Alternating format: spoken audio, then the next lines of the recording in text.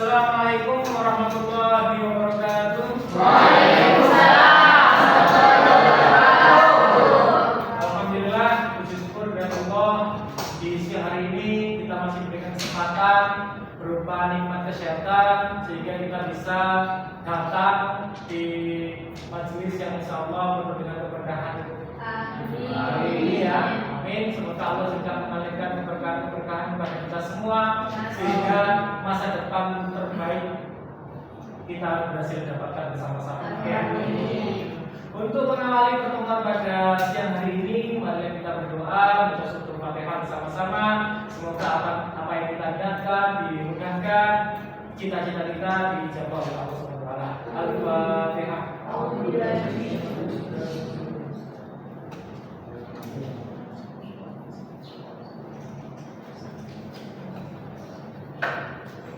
Oke, teman-teman semua, kabarnya bagaimana hari ini? Sehat? Ada yang sakit? Yang sakit tentu tidak akan masuk ke sini. Meskipun kadang fisiknya tidak sakit, tapi saya khawatir ketika saya datang ke sini ternyata psikisnya, batinnya itu ternyata merasakan kesedihan yang mendalam. Ada yang hadir? Ada. Kira-kira kenapa Mas? Sakit kenapa hatinya? Oh enggak ada. Ini bagian dari sakit kebetulan karena tidak mau jujur. Iya. Ya semoga Allah memudahkan seluruh beban hidup kalian semua sehingga kita bisa sehat dohir dan juga batin. Sehat lahir batin. Pada kesempatan hari ini teman-teman semua kita masuk di pertemuan kedua. Di pertemuan pertama kita telah mempelajari banyak hal berkaitan dengan pengantar dari hukum Indonesia yang ada di mata kuliah yang kita pelajari selama satu semester ini pada semester Gasal 2025-2026 pada mata kuliah pengantar hukum Indonesia semester 1. Oke, sebelum kita mulai pertemuan pada hari ini teman-teman semua sekalian, dengan keadaan yang fresh, sadar semua ya teman-teman ya. Sadar, alhamdulillah. Hari ini kita akan membahas satu topik yang tentunya akan melanjutkan pembahasan kita di kesempatan yang lalu, yaitu berkaitan dengan sistem hukum, penggolongan hukum dan juga pemidanaan hukum. Materi ini tentu harus kita pelajari dengan seksama, namun tidak boleh kita melepaskan apa yang telah kita pelajari di pertemuan sebelumnya. Oke, adapun pertemuan sebelumnya kita telah membahas tentang yang pertama, kemarin kita mempelajari apa itu pengantar hukum Indonesia. Kita telah mempelajari hukum itu apa, ya, kemudian sejarah-sejarahnya juga kita telah mempelajari. Ada yang masih ingat teman-teman semua, apa unsur-unsur dari hukum itu? Kemarin ada 4 kalau tidak salah. Ayo teman-teman, 4 itu apa saja?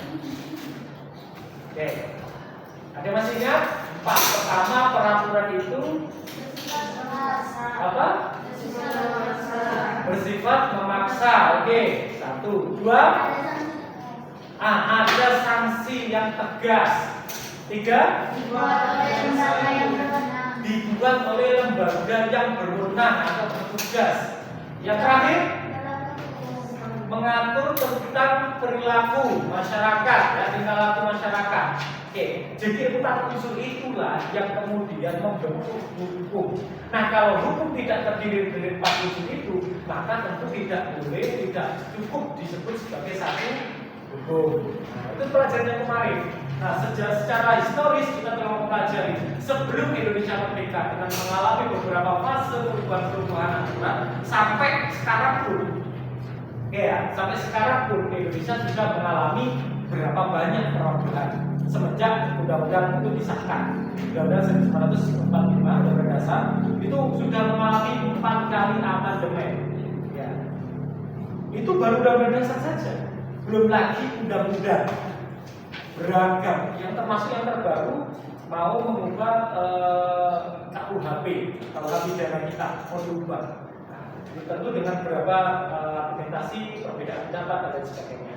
Oke, pertemuan kemarin kita sudah membahas itu, maka dari situlah kemudian kita masuk di mata kuliah pertemuan kedua ini, yaitu tentang sistem hukum, penggolongan hukum, dan juga pembidangan hukum.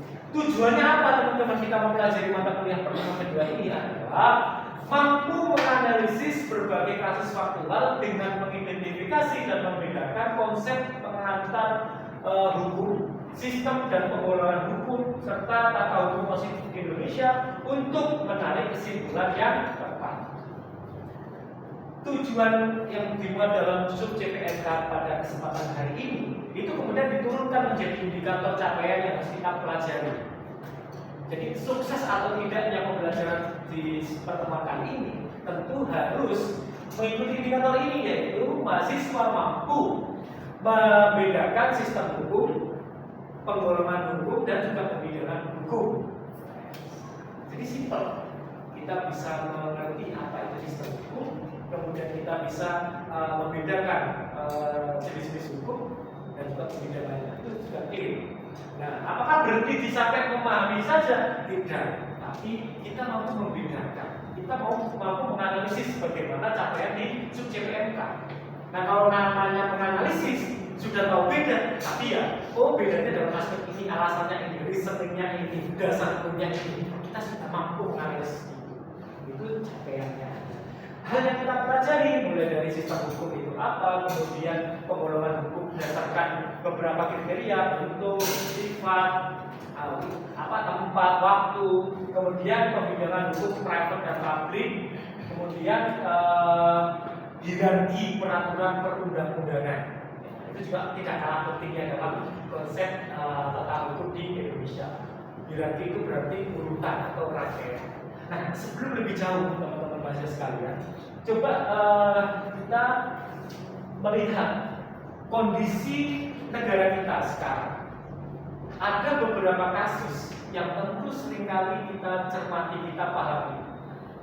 Ada yang pertama, ada case 33 orang terduga pelaku pembakaran gedung Gerahadi. Baru saja kemarin di samping kita di Surabaya. Kemudian yang kedua, ada beberapa waktu lalu sidang ijazah Jokowi dihentikan. Nah, bagaimana kelanjutannya? Ada mantan presiden, kemudian ketika turun, bukan mantan presiden, lebih tepatnya adalah presiden ke-7.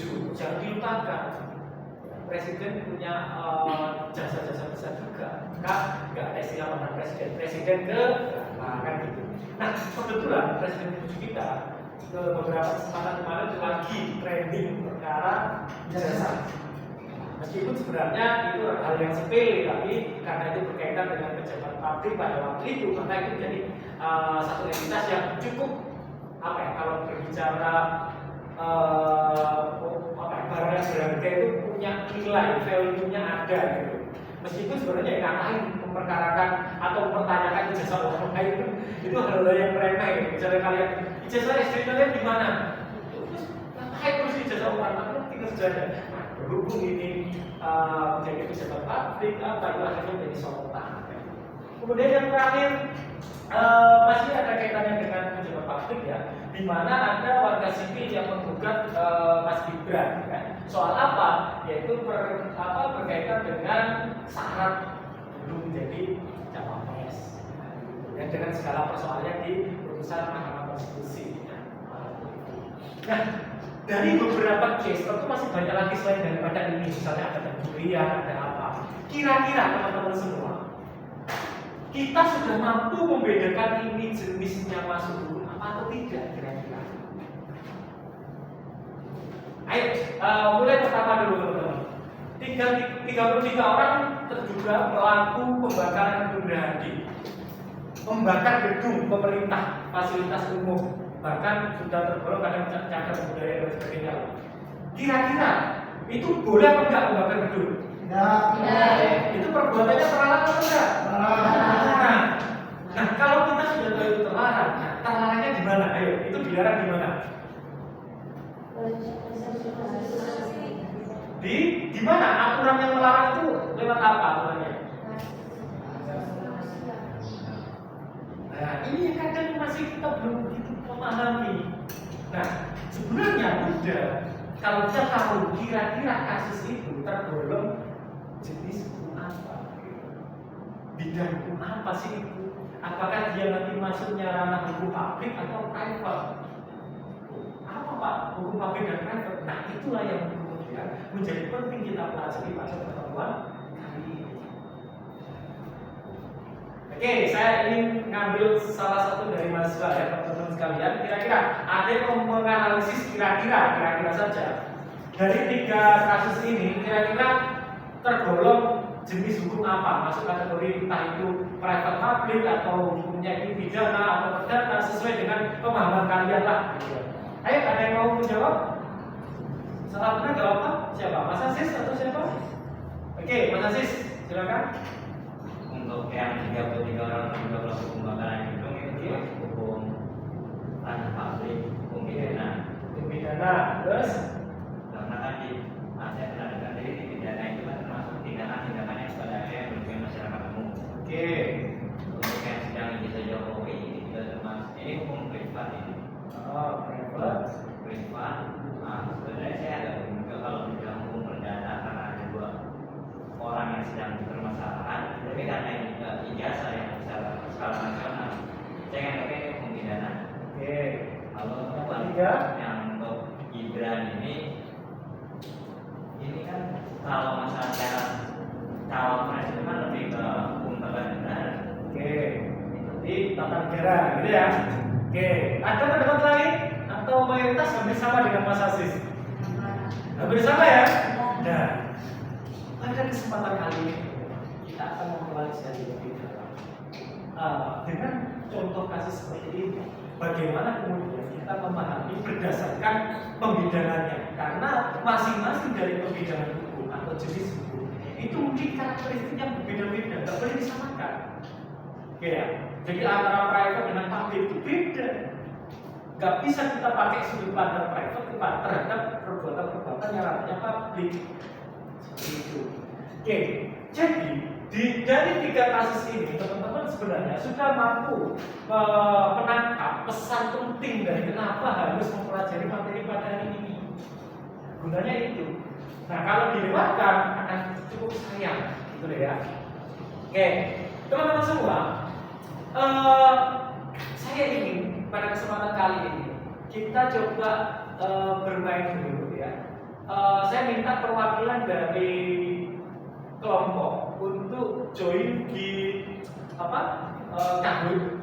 Ada beberapa soal. Ini soal permulaan ya, tes untuk mengukur bagaimana pemahaman kita sebelum pertemuan ini terlaksana. Kira-kira apakah teman-teman sudah mampu memahami isu-isu terkait dengan pembidangan hukum ini atau memang butuh penjelasan nanti ya?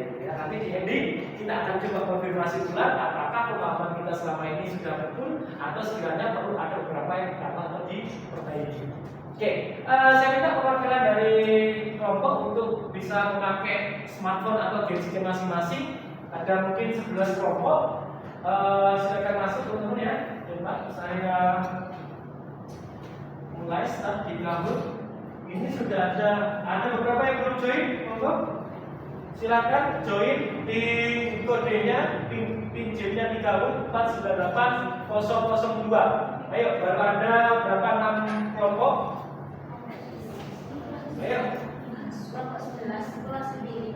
Monggo, silakan login lagi. Silakan login lagi.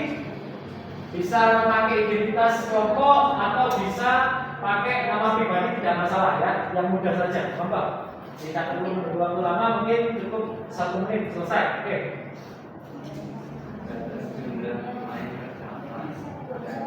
Gak bisa login lagi. Ini kebanyakan yang mau login. Oh, Perwakilan aja. oke. Ayo coba salah satu lagi.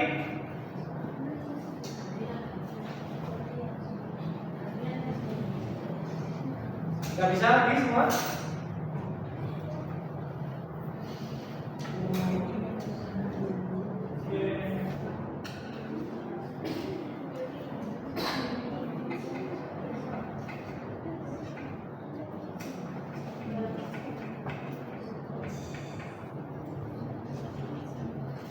Oke, sementara teman-teman, kita mewakili dari 6 kelompok ini saja. Ayo, kita mulai. Yang lain nanti dalam kesempatan yang lain kita akan coba.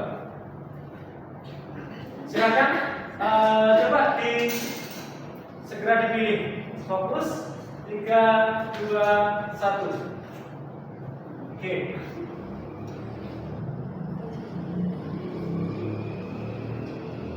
Apa sistem hukum utama warisan Belanda di Indonesia?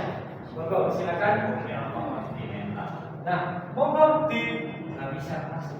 Loh, yang lain nggak bisa. Yang bisa masuk, monggo. Loh, nggak bisa masuk semua? Iya. Bisa, tadi ada 6 orang itu. Ayo, semoga silakan yang lain yang mau masuk silakan dijawab. Oke, ini. Oke.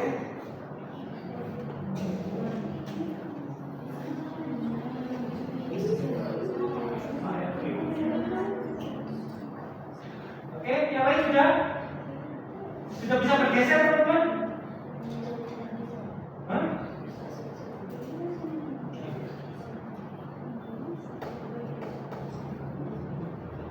Harusnya bisa bergeser. Oh ini. Oke. Oke, coba lagi. Oke, kalau sengketa warisan termasuk dalam ranah hukum apa? Oke. Silakan. Oke. Next. Seorang pejabat yang korupsi diadili, itu contoh dari hukum apa? Oke.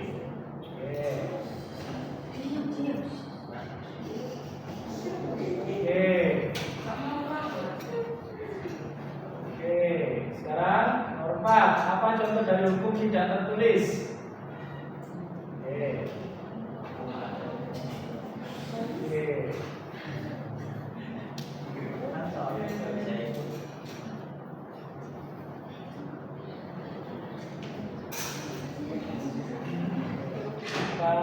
3, 2, 1.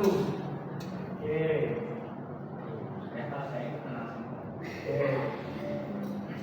Oke, terakhir.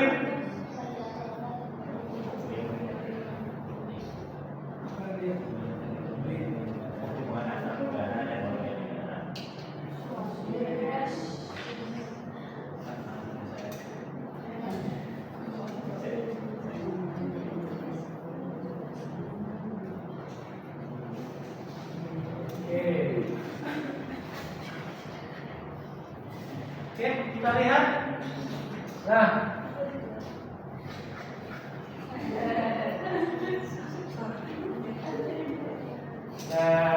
ternyata nilai tertinggi ada di kelompok 12. Secara umum, teman-teman, dari beberapa pertanyaan tadi sudah mampu terjawab semua. Teman-teman sudah memahami itu, sehingga saya rasa perlu kita cermati, teman-teman, pemahaman kita yang sudah cukup tadi itu dengan ikhtiar untuk menambah materi-materi pada kesempatan hari ini, supaya pemahaman yang sudah ada tadi itu bisa lebih sempurna lagi. Oke.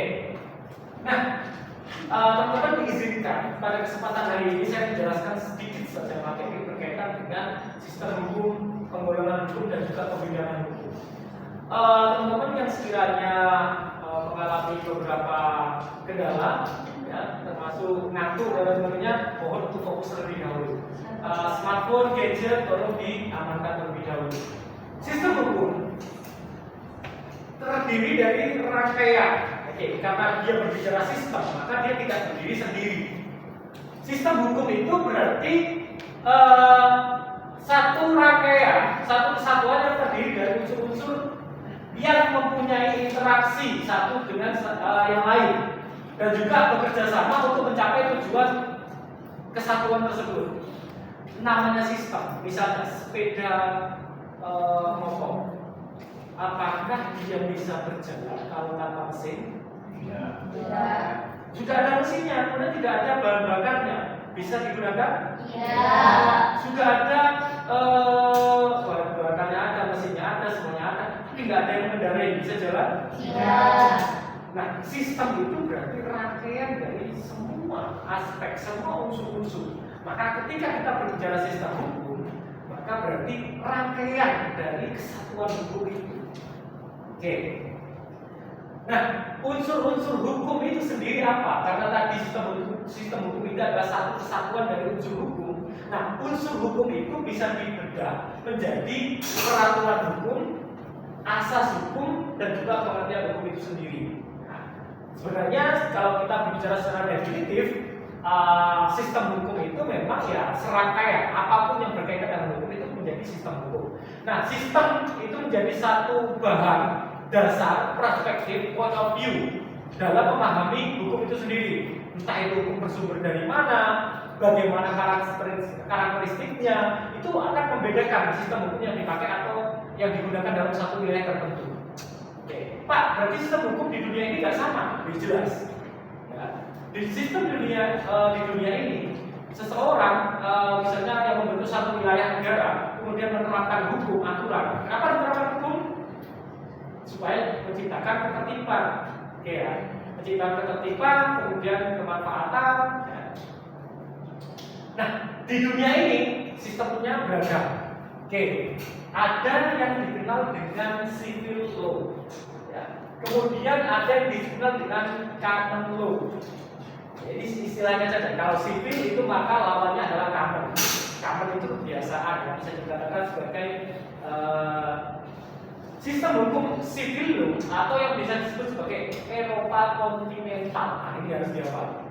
Eropa kontinental itu sama halnya dengan civil law. Oke. Yang kedua, sistem hukum Anglo-Saxon atau Anglo-Amerika atau yang disebut sebagai common law. Oke. Yang ketiga, sistem hukum Islam. Ya, misalnya tentu tahu secara historis Islam pernah menjadi satu satu bangsa dan menjadi punya satu pemimpin, maka penerapan sistem hukumnya adalah sistem hukum Islam. Nah, case seperti ini ada di mana teman-teman? Ya, negara-negara Islam. Nah, Indonesia apakah negara Islam? Iya. Nah, berarti Indonesia negara yang sistemnya mana dong?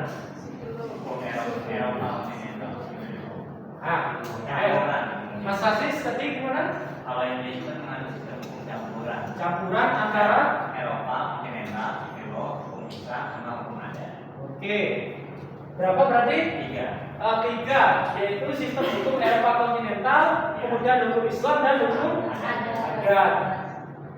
Kenapa nggak dipakai hukum Anglo-Saxon atau Amerika atau common law? Karena kalau common law ini rata-rata kolonial Inggris, karena jadi civil law itu turun dari penjajahan. Nah, ternyata teman-teman semua, sistem hukum yang kemudian diterapkan dalam satu negara itu pasti ada pengaruh asing, pengaruh luar. Nah, teman-teman pasti tahu nanti kalau ada mata kuliah hukum perdata, ada asas konkordansi. Asas konkordansi itu berarti hukum negara penjajahnya secara otomatis akan diterapkan di negara jajahannya. Seperti dulu Prancis ya menjajah menjajah Belanda, kemudian mempengaruhi dari kode penal, kemudian menjadi kitab-kitab hukum yang ada di Belanda. Kemudian Belanda juga ketika menjajah Indonesia, maka itu terpengaruh. Nah, kebetulan kita tidak dijajah oleh beberapa negara yang termasuk kategori sistem hukumnya Anglo-Saxon atau Amerika, Inggris, kemudian Amerika dan sebagainya, maka tentu kita memakai konsep serapan dari Eropa kontinental. Nah, itu satu. Tapi tidak berdiri sendiri di situ. Karena nanti ada bauran dengan sistem hukum Islam, sistem hukum adat. Ya, kalau menurut Van itu ada tambahan adat lagi. Ya, meskipun sebenarnya kalau ada beberapa tokoh yang menyatakan bahwa Pablo itu ya sama dengan Anglo-Saxon, ada beberapa, tapi beda. Nanti ini itu berkaitan dengan jurisprudensi, ya. Ada berkaitan dengan bagaimana penerapan hukum itu dari tidak tertulis bahasanya itu. Ya, termasuk hukum adat yang kebiasaan tidak tertulis. Misal putusan-putusan hakim sebelumnya, ya, itu kan tidak kadang menjadi referensi untuk penetapan hukum yang baru. Oke. Pertama, saya jelaskan secara singkat saja ya. Jadi selebihnya kita bisa ulas di diskusi dan juga bisa kita sampaikan di pertemuan-pertemuan selanjutnya. Sistem hukum common law atau unwritten law. Ini berarti tadi apa? Eropa kontinental atau Anglo-Saxon? Anglo-Saxon ya. Ini. Nah, berarti dia juga disebut sebagai unwritten law. Unwritten itu berarti tidak tertulis. Jadi hukum itu tidak jadi kodifikasi menjadi kitab. Nah, kalau Islam ada kitabnya nggak? Nah, kalau dia menjadi punya kitab, maka dia sebenarnya tidak termasuk dalam unwritten. Maka secara konsep, maka dia adalah civil law. Nah, secara historis itu muncul di abad ke-6 ya. Kemudian apa ciri dari Anglo-Saxon ini? Yaitu cirinya sistem hukum itu yang tidak dikembangkan di universitas dan tidak melalui penulisan doktrinal atau tidak dibukukan. Kemudian sistem hukum yang dikembangkan oleh para praktisi dan juga prosedural atau hakim. Nah, sumber hukumnya adalah putusan hakim atau jurisprudensi. Nah, sistemnya luas dan juga dikatakan kurang jelas. Itu yang pertama. Pak, apakah kemudian common law itu jelek? Oh tidak. Semua punya plus minus masing-masing. Oke, yang kedua, civil law. Civil law tentu dekat dengan kita karena tadi kita sudah menyatakan bahwa Indonesia ini masuknya adalah salah satu ke civil law ini. Oke, civil law itu berarti lawannya dari yang tadi. Kalau tadi unwritten, sekarang berarti written. Nah, berarti ditulis, dikodifikasikan. Jadi hukum, aturan, regulasi itu harus tertulis. Pak, kan Indonesia ada Pak pakai aturan sih tidak tertulis. Nah, oleh karena itu dia tidak berdiri sendiri. Oke, sumber hukumnya adalah undang-undang, peraturan atau kebiasaan-kebiasaan. Di sini sudah dijelaskan ada tambahan kebiasaan juga. Sebagai contoh, hukum pidana, ya, Wetboek van Strafrecht, ya, WVS, atau kode penal dari Prancis dulu, yang kemudian menjadi KUHP. Nah, itu kan terbukukan. Kalau kalian punya KUHP, itu ada pasal-pasal yang terbukukan. Sekarang kan sudah digital, nah itu sama saja buku ya. Sudah kodifikasi tertulis. Kemudian hukum perdata ada Burgery Wetboek, ya, KUH perdata. Kemudian ada hukum dagang, ada Wetboek van Koophandel, ya, gitu. Dan juga dalam penafsirannya tetap memainkan peran hakim, tapi penafsiran berdasarkan apa? Dasar hukumnya adalah itu. Jadi itu yang beda. Kemudian di Indonesia, tapi tetap jurisprudensi itu juga menjadi salah satu kajian sumber hukum yang ada di Indonesia. Oke, sehingga tepat sekali tadi yang disampaikan oleh Mas Aziz bahwa sistem hukum yang ada di Indonesia itu bersumber dari 3 subsistem. Oke, tadi kan kita menyepakati bahwa sistem yang ada di dunia itu beragam. Setidaknya ada 4, betul kan? Ya, Anglo-Saxon, Eropa kontinental, sistem hukum Islam, sistem hukum adat. Nah, karena masing-masing semua itu dikatakan sebagai satu sistem, ya, maka ketika kita ditanya sistem hukum di Indonesia itu apa? Maka jangan dibahas sistemnya Eropa, sistem hukum adat, enggak. Tapi ketika unsur ini adalah subsistem bagian atau parsialnya, part-part dari sistem hukum Indonesia yang memiliki ciri khas sendiri, yang tadi diistilahkan campuran atau apa. Tidak ada penamaan sistem hukumnya campuran, tidak ada sebenarnya. Sistem hukumnya ya sistem hukum Indonesia itu aja. Nah, terdiri dari 3 subsistem, yaitu subsistem hukum Barat atau Eropa yang kemudian terinspirasi dari Eropa kontinental itu civil law, kemudian hukum adat, sistem hukum agama atau Islam. Jadi secara jelasnya teman-teman dulu bisa membaca, misalnya ini ada buku ajar saya sebenarnya baru terbit, masih hangat, buku ajar pengantar hukum Indonesia, atau bisa teman-teman membaca seluruh referensi-referensi sebagaimana yang ada di LPS atau referensi dari jurnal-jurnal yang teman-teman juga mudah mengaksesnya. Intinya ini menjadi dasar bagaimana kita memahami sistem hukum yang ada di Indonesia. Nah, kita masuk ke dalam satu teori. Kalau kita tadi berbicara sistem hukum dalam ranah aplikatif, sekarang kita mempelajari sistem hukum dalam ranah konsep. Oke. Menurut Lauren Friedman ini seorang pemikir ya dalam pakar hukum. Dalam teori legal sistemnya, Lauren Friedman itu membagi persoalan sistem hukum itu menjadi 3 hal. Oke. Legal sistem itu ada 3, yaitu legal structure,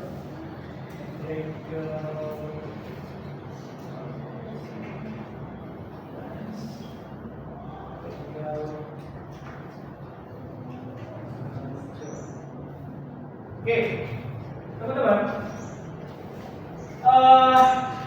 mohon izin bergeser ke bentuk dulu ya, ke papan tulis.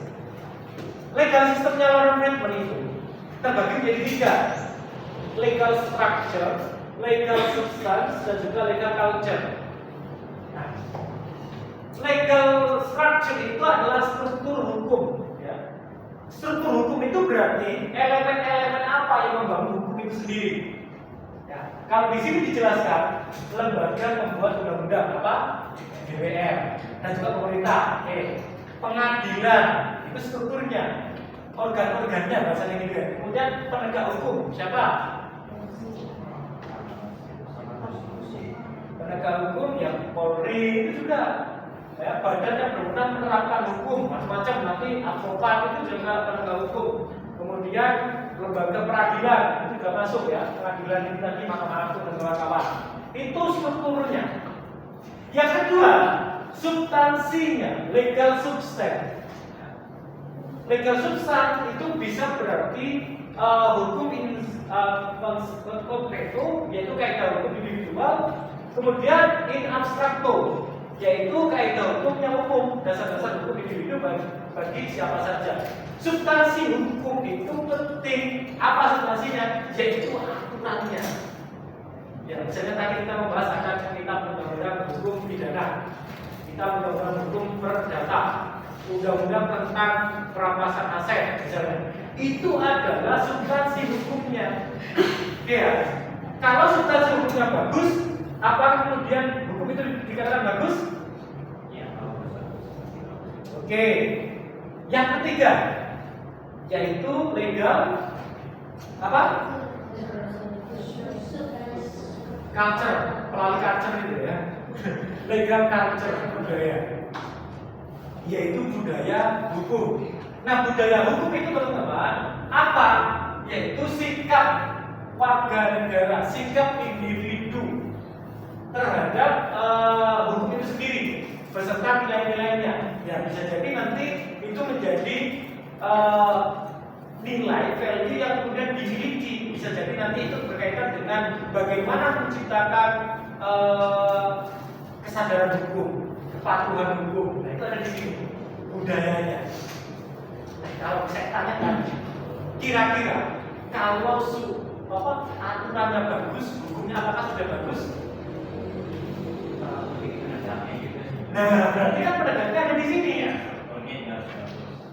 Makanya kalau menurut Friedman, legal structure, legal culture, dan legal substance itu semuanya harus menjadi satu kesatuan. Kalau mau dan hukum itu baik, maka semua yang mencakup dari 3 sistem tadi itu semuanya harus juga baik. Kalau katakanlah aturan tentang korupsi sudah bagus, lembaganya bagus, KPK-nya bagus. Nah, ternyata masyarakatnya masih budaya korup. Nah, kira-kira bagus nggak? Di sini bukan. Masyarakatnya sudah sadar hukum, korupsi tidak baik, aturannya sudah bagus, dibuat tetap mungkin KPK-nya yang bermasalah. nggak bagus juga, benar nggak? Nah sekarang coba saya ingin kemudian teman-teman menyampaikan satu saja contoh kira-kira praktek yang kalian temukan yang sekiranya dari 3 unsur ini ada yang tidak bagus gimana ya? Oke, entah itu korupsi, entah apa. Coba ada yang mau menyampaikan? Korupsi saja. Oke, menurut kalian kondisi korupsi yang ada di negara Indonesia sekarang penegakannya seperti apa? Ketika kita mengaitkan dari 3 unsur ini. Ayo, siapa? Apakah penegakan korupsi di Indonesia struktur hukumnya sudah bagus? Nah, ayo kalau belum apa? Strukturnya kan sudah bagus, tapi peran fungsinya yang nggak bagus. Peran dan fungsinya masih kurang. Oke. Kalau substansinya, aturannya? Aturannya sih sudah. Sudah. Oke. Budayanya? Belum. Belum. Nah, berarti kalau kita mau menegakkan apa ya? Korupsi supaya itu terhindar di Indonesia nol korupsi, PR-nya gimana? Berat atau mudah? Sangat berat. Sangat berat karena yang diubah tidak hanya satu unsur, semua rata-rata gitu ya. Nah itu PR-nya. Nah ini kita sebagai mahasiswa harus mampu berpikir apakah kemudian ketika ada problem itu PR-nya ada di mana yang perlu kita perbaiki. Apakah PR-nya itu ada di strukturnya, budayanya, atau di substansinya? Oke, sampai di sini paham teman-teman? Ada yang tanyakan? Oke, baik. Saya lanjut. Sekarang klasifikasi atau penggolongan hukum. Nah, ini secara umum bervariasi. Beberapa pendapat buku itu beragam. Ada yang membagi menjadi 5 berdasarkan sifat, isi, kemudian bentuk, waktu dan tempatnya. Ada yang membagi menjadi 3 dan macam-macam. Tapi saya ingin menjelaskan beberapa saja ya. Oke. Menurut sifatnya, hukum itu terbagi menjadi 2. Ada yang imperatif, ada yang fakultatif. Imperatif itu memaksa dengan penuh, kalau fakultatif itu sebagai pelengkap. Itu yang pertama. Yang kedua, masuk ke berdasarkan isi. Jadi kalau kita mau membedakan menggolongkan hukum itu berdasarkan isi atau materinya, maka itu sama saja kita membahas tentang bidang hukum. Ini nantinya selama 1 semester akan kita pelajari, yaitu tentang apakah nanti ada pembagian hukum publik menjadi hukum bla bla bla bla bla, dan juga ada hukum private. Jadi ada 2. Hukum publik itu kata kuncinya apa? Hukum yang mengatur hubungan antara negara dengan alat perlengkapan atau hubungan antara negara dengan perseorangan atau warga negara. Jadi ada keterlibatan negara di dalamnya. Jadi masuk kepentingan bersama lah bahasanya gitu. Contohnya hukum tata negara, contohnya hukum administrasi negara, hukum pidana itu semuanya masuk ke ranah hukum publik atau publik. Yang kedua, private. Private itu sempit, mengatur individu satu dengan individu yang lain. Maka di sini ada istilah lain, nggak hanya individu, tapi bisa badan hukum, bisa juga antar dengan satu badan hukum dengan badan hukum yang lain. Karena subjek hukum, ini saya refresh saja dalam mata pengantar ilmu hukum. Subjek hukum itu ada berapa? Ada person kan? Subjek hukumnya person. Nah person itu terbagi menjadi 2. Ada natural person, kemudian ada right person. Apa itu Pak? Ada sudah pernah dengar itu? Nah, natural person itu adalah person dalam arti natural, yaitu manusia itu. Yaitu individu itu. Nah, yang pada hukum itu disebut right person. Karena dia juga bisa bertanggung jawab atas dirinya sendiri, yaitu perusahaan. Itu namanya right person atau person yang sudah ditetapkan oleh hukum, bukan natural lagi. Jadi ada 2, ingat subjek hukum itu ada naturally, ada right person. Itu tadi teman-teman harus ingat. Apalagi nanti kalau kita berbicara tentang hukum perdata ya Mas. Ini. Jadi kalau kita membedakan bidang hukum itu setidaknya terbagi menjadi 2, private public, dan pembedakannya macam-macam.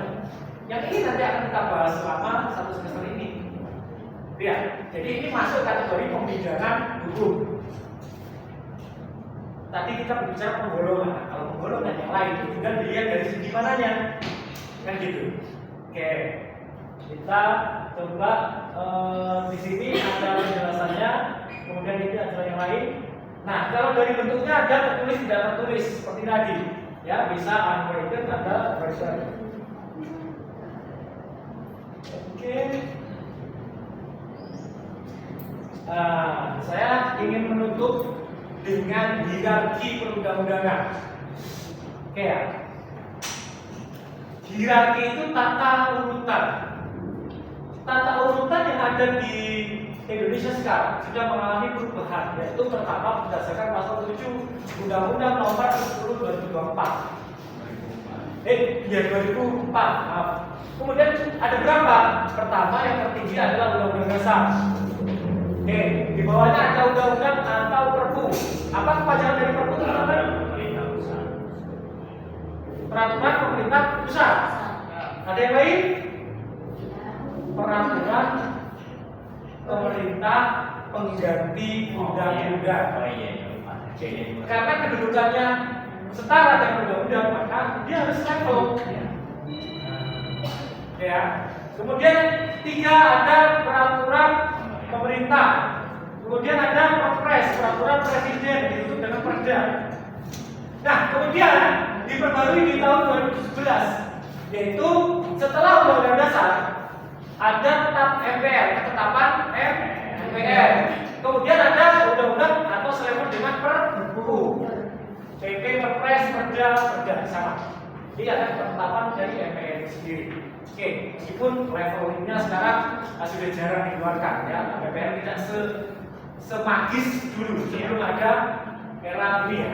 Dulu kan kekuasaan paling tinggi itu kan MPR bisa melantik dan memberhentikan presiden. Sekarang sudah tidak bisa.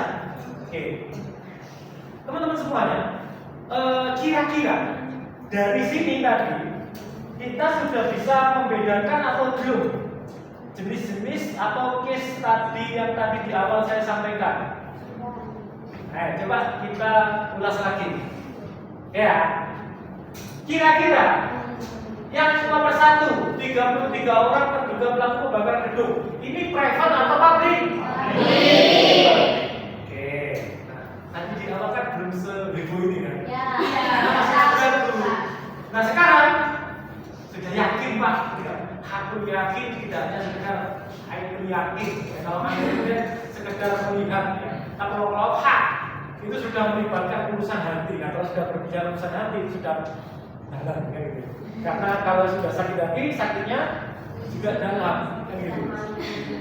Yang kedua, sidang ijazah Jokowi dihentikan. Apa selanjutnya? Sidang terkait dengan kasus Jokowi ijazah itu masuk public atau private? Nah, ini yang masih di luar itu. Public, pidana karena pemalsuan itu kan masuk tindakan pidana. Nah, pemalsuannya Ya. pidana. Public kenapa? Privat kenapa?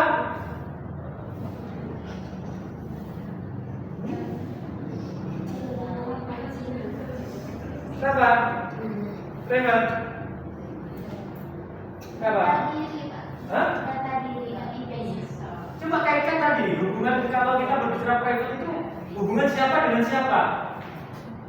Ini yang kalau di kasus Jokowi ini siapa dengan siapa ya? Nah kalau individu dengan individu masuk, nah ini harus beres dong. Kenapa ragu-ragu? Nah kalau persoalan lain kok ditemukan ada unsur pidana, ada yang misalnya dikaitkan dengan fungsi jabatan pada waktu itu mungkin, maka nanti bisa masuk ke ranah pidana.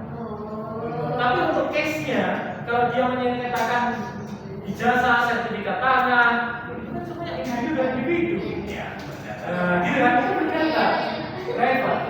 Yang ketiga, public.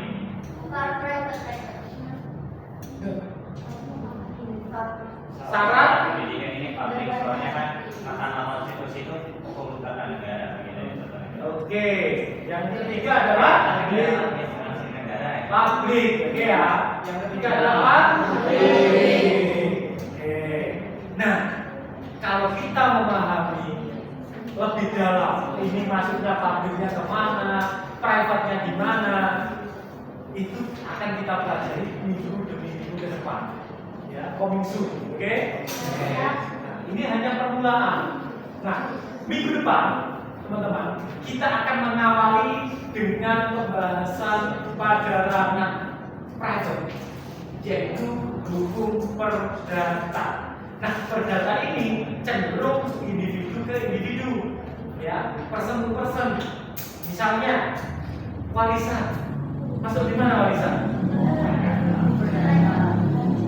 Kalau misalnya ada perusahaan satu punya sengketa dengan perusahaannya apa dengan anggotanya, dengan karyawannya, entah itu perdata ada PMK atau bank prestasi, itu perdata bisa dikatakan karena hukum private atau perdata. Kalau pidana nanti beda lagi, ya, beda lagi. Jadi masing-masing memiliki karakteristik, masing-masing memiliki kitab yang tentu berbeda. Terima kasih atas perhatiannya teman-teman semua. Saya tidak terasa ya, ternyata teman-teman sudah terlalu luar biasa excited juga. Minggu depan kita akan coba lebih jelas lagi untuk diskusi, lebih sharingnya lebih jelas. Nah, untuk menutup, saya ingin memanggil ya, satu orang untuk kemudian memberikan satu case, ya, memberikan satu kasus yang masih dibingungkan di akhir-akhir ini terkait dengan hukum di Indonesia. Kan macam-macam. Yang terbaru, yang tentu mengiris kita semua. Nah, ayo siapa yang mau menyampaikan? Silakan berdiri. Ayo. Disampaikan saja kasus yang akhir-akhir ini mengiris hati kalian apa kira-kira? Ayo perwakilan.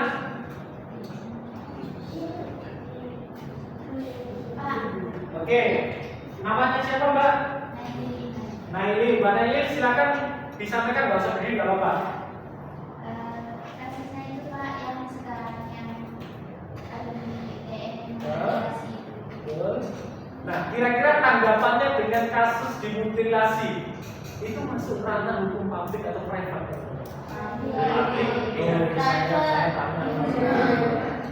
Ayo, masuk ranah publik atau private? Pembunuhan, oke ya? Simpel banget itu. Pembunuhan. Nah, pidana itu berarti masuk private atau publik? Kalau kalian mau itu publik, maka nanti yang menuntut siapa? Yang menuntut untuk keadilannya. Apakah keluarga korban? Enggak, ngapain keluarga korban menuntut? Polisi yang akan melimpahkan berkas ke jaksa penuntut umum, kejaksaan nanti akan menuntut. Jaksa itu adalah perwakilan dari negara, itu memastikan keamanan, ketertiban, keadilan. Dan kejaksaan itu adalah advokatnya rakyat yang dibayar dan yang disiapkan oleh negara. Itu di dalam hukum pidana. Nah, kalau berkata tidak ada kejaksaan, ngapain melibatkan kejaksaan? Seperti itu teman-teman ya. Jadi minggu depan saya ingin teman-teman mengumpulkan tugas berkaitan dengan analisis terhadap kasus yang tadi. Bagaimana ada seorang laki-laki sama kekasihnya, kemudian dengan sebab tertentu mengakibatkan terbunuhnya, okay? Bahkan sampai dengan tragis dimutilasi menjadi ratusan potong. Nah, silakan berikan analisis hukum teman-teman, kemudian cari berdasarkan penggolongan hukum itu ya. Siapa tahu teman-teman bisa mendapatkan insight-insight yang bagus, terutama bagaimana menjadi seorang pengacara, bagaimana menjadi seorang pemerhati hukum dan lain sebagainya. Gitu ya teman-teman ya. Terima kasih atas pertemuan hari ini. Semoga teman-teman sehat selalu. Insya Allah masa depan terbaik masih bisa kita dapatkan. Amin. Sekian. Alhamdulillah. Wassalamualaikum warahmatullahi wabarakatuh.